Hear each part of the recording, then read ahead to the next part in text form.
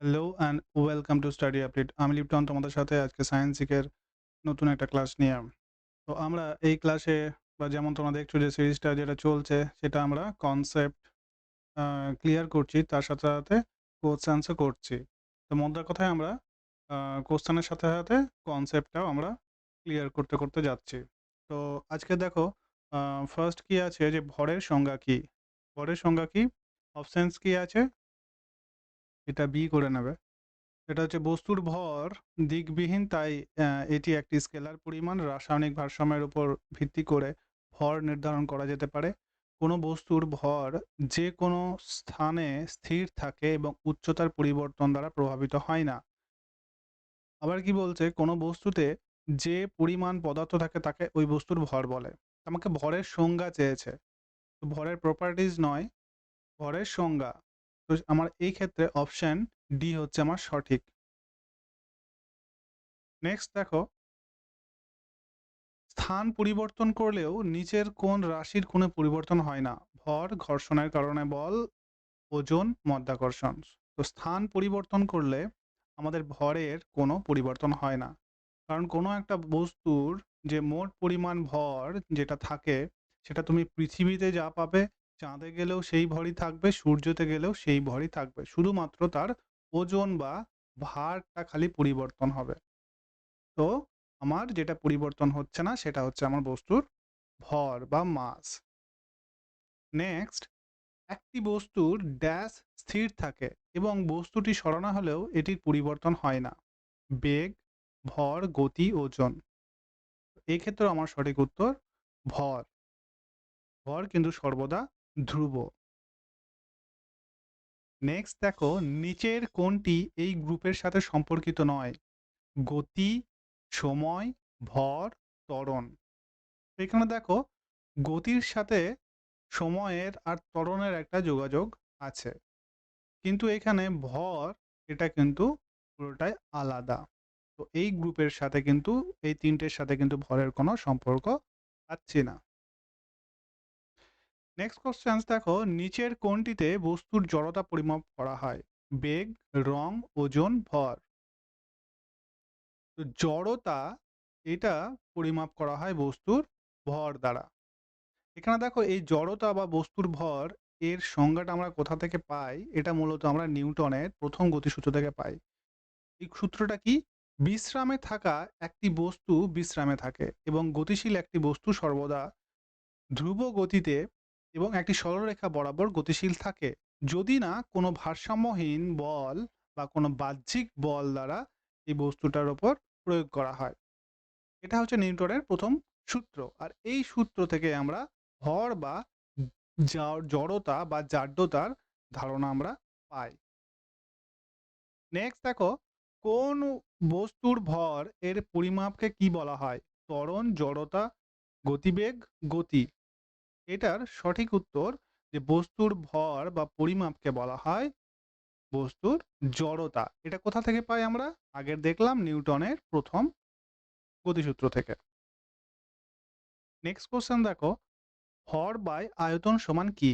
ঘনত্ব, গতিবেগ, জড়তা, বল। তো ভর বাই আয়তন, এটা আমরা জানি বস্তুর ঘনত্ব বা ডেনসিটি।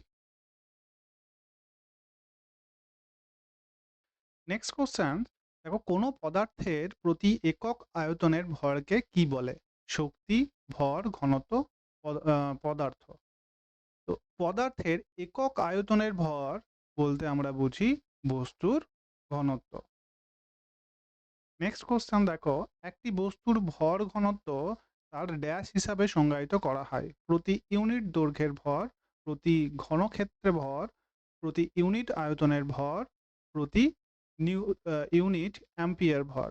তো বস্তুর ভর ঘনত্ব বা তোমার মাস ডেনসিটি, এটা আমরা করি মাস পার ইউনিট ভলিউম বা প্রতি ইউনিট আয়তনের ভর দ্বারা। নেক্সট দেখো, বিশুদ্ধ জলের ঘনত্ব ড্যাশ লবণাত্মক জলের ঘনত্ব, এর চেয়ে কম, সমান, এর চেয়ে বেশি, না তুলনায় নগণ্য? বিশুদ্ধ জলের ঘনত্ব সর্বদা লবণাত্মক জলের ঘনত্ব থেকে কম হবে। নেক্সট দেখো, বল বাই ত্বরণ। এটা সমান কি? গতিবেগ, গতি, ভর, চাপ।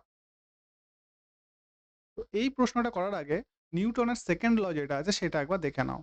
যে কোনো বস্তুর ভরবেগের পরিবর্তনের হার প্রযুক্ত বলের সমানুপাতিক এবং বল থেকে যদি ক্রিয়া করে ভরবেগও যদি সেদিকে ক্রিয়া করে, বল যেদিকে ক্রিয়া করে ভরবেগও যদি সেদিকেই ক্রিয়া করে, অথবা ধ্রুব ভরবেগ সম্পন্ন কোনো বস্তুর জন্য লব্ধি বল বস্তুর ভর ও ত্বরণের গুণফলের সমান। তো বস্তুর ভর যদি মনে করো আমার m হয়, আর যদি ত্বরণ যদি মনে করো আমার এ হয়, তো এক্ষেত্রে আমাদের কি হচ্ছে, এই বস্তুর যে বল পাচ্ছি সেটা পাচ্ছি আমি F, এটা সমান হচ্ছে m ইন্টু এ। তাহলে এখানে বলেছে বল বাই ত্বরণ। তাহলে এই সমীকরণটা তুমি যদি লেখো তাহলে দেখো পাচ্ছ তুমি বল সমান কি পাচ্ছ নিউটনের দ্বিতীয় গতিসূত্র থেকে, ভর ইন্টু ত্বরণ। তাহলে এখান থেকে তুমি বলো বল বাই ত্বরণ, ত্বরণটা যদি আমার লেফট হ্যান্ড সাইডে যায় তাহলে কি পাচ্ছি আমি? বস্তুর ভর পাচ্ছি। এইভাবে এটাকে যদি এদিকে বাই করে নিয়ে যায় তাহলে বস্তুর ভর বা মাস পাচ্ছি। নেক্সট দেখো, কোনো বস্তুর ওজন যদি 200 নিউটন হলে তার ভর নির্ণয় করো। এখানে জি বলেছে 10 মিটার পার সেকেন্ড স্কোয়ার। তাহলে কোনো বস্তুর ওজন বা ওয়েট সমান আমরা জানি বস্তুর ভর ইন্টু যে আমাদের অভিকর্ষজ ত্বরণ। এখানে বলেছে কি আমার ওজন হচ্ছে 200 নিউটন আর বস্তুর ভর নির্ণয় করতে বলেছে, তাহলে আমার এমটা বের করতে হবে। আর জি এখানে বলেছে 10 মিটার পার সেকেন্ড স্কোয়ার। তাহলে তুমি দেখো এখানে কত পাচ্ছি? 200 বাই 10, এখানে হচ্ছে এম। এটার থেকে আমরা পাচ্ছি 20। তোমার কি মনে হবে? সবগুলোই 20 আছে, ইউনিটটা দেখো এখানে আমার 20 কেজি আমার সঠিক উত্তর। বন্ধুরা এটা একটু ঠিক করে নেবে, এটার উত্তর হচ্ছে 20 কেজি। নেক্সট, নিচের কোনটি অভিকর্ষের ত্বরণ প্রভাবিত করে না? ভর, উল্লম্বভাবে অবস্থান, পৃথিবীর আকার, গভীরতা। তো অভিকর্ষজ ত্বরণ বা জি যেটা আমরা জানি এটা প্রভাবিত করে না বস্তুর ভরকে। কারণ আমাদের যদি তুমি কোনো একটা বস্তু ভর যদি সমুদ্র পৃষ্ঠে পরিমাপ করো, এটাকেই যদি তুমি হিমালয় পর্বতে গিয়েও পরিমাপ করো, তবুও এই দুটো জায়গায় বস্তুর ভর কিন্তু একই থাকবে। কিন্তু বলি এক্ষেত্রে বস্তুর ওজন কিন্তু দুই জায়গায় দুরকম হবে। কারণ বস্তুর ওজন আমরা সমান জানি কি এম আর জি। এখানে এমটা আমার সর্বদা কনস্ট্যান্ট থাকবে, কিন্তু জি বা অভিকর্ষজ ত্বরণ এইটার প্রভাবে বস্তুর ওজন যেটা সেটা কিন্তু পরিবর্তন হবে। নেক্সট, একজন মেয়ের ওজন হচ্ছে তোমার 450 নিউটন, তাহলে তার ভর কত হবে? তাহলে ওজন বা ডাব্লিউ সমান আমরা কি জানি? বস্তুর ভর ইন্টু অভিকর্ষজ ত্বরণ। এখানে দেখো বস্তুর ভর বের করতে হবে, তাহলে আমার অভিকর্ষজ ত্বরণ কত? এখানে আমরা অভিকর্ষজ ত্বরণটা 9.8 এটা ধরে চলবো। তাহলে এখানে বস্তুর ওজন বলেছে 450 নিউটন, তাহলে এম কত হবে? তাহলে এম সমান 450 বাই 9.8, এটা হচ্ছে 450। একটু ঠিক করে লিখি,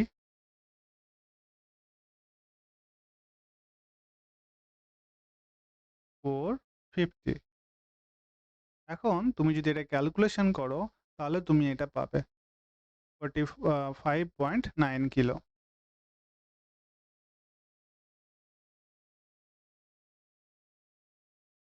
নেক্সট কোশ্চেন দেখো, একটি বস্তুর ওজন 980 নিউটন যদি মহাকর্ষীয় ত্বরণ যদি তোমার কত হয় 9.8 মিটার পার সেকেন্ড স্কোয়ার হলে বস্তুর ভর নির্ণয় করো। এখানে মহাকর্ষীয় বলেছে কারণ এটা কিন্তু পৃথিবীর ভেতরে নাও হতে পারে। বস্তুর ওজনটা তুমি আমাদের পৃথিবীর বাইরে বা পৃথিবীর আকর্ষণ বলের বাইরে করছো, কিন্তু যেহেতু এখানে ত্বরণটা বলেছে, দেখো মহাকর্ষীয় ত্বরণ বলেছে, এটা কিন্তু আলটিমেট যদি মহাকর্ষীয় ত্বরণের মান যদি এটা হয়, তাহলে আলটিমেটলি এটা অভিকর্ষজ ত্বরণের কথাই কিন্তু বলা হচ্ছে। তাহলে আমার বস্তুর ভর কত নির্ণয় করতে হবে? সেটা সেম একই অঙ্ক। এখানে হচ্ছে mg, আমার এখানে w বলেছে 980, এটা হচ্ছে তোমার m বের করতে হবে, আমার g বলেছে 9.8। এক্ষেত্রে দেখো তোমার m এর মান হবে 100 কেজি। নেক্সট, কোনো বস্তুর ভরবেগ 50 কেজি মিটার পার সেকেন্ড এবং বেগ হলো 5 মিটার পার সেকেন্ড, সেই দেহের ভর কত বা সেই বস্তুর ভরটা কত? তাহলে দেখো এখানে ভরবেগ আমরা যেটা জানি, ভর এর সাথে বেগের গুণফল, এটাই হচ্ছে ভরবেগ। এটা কত বলেছে? আমার 50। তাহলে বস্তুর বেগ যদি আমার 5 হয়, তাহলে বস্তুর ভর কত হবে? এটা মানে হচ্ছে সমীকরণটা এরকম ভাবে লেখা যায়। তাহলে m সমান কত হচ্ছে? 50/5, মানে আমার 10 কিলো। কখনোই নিউটন করে দিও না, এই ইউনিটগুলো একটু খেয়াল রাখতে হবে। এই ছিল তোমাদের ক্লাস। নেক্সট ক্লাসে তোমাদের সাথে দেখা হচ্ছে। Thank you for watching.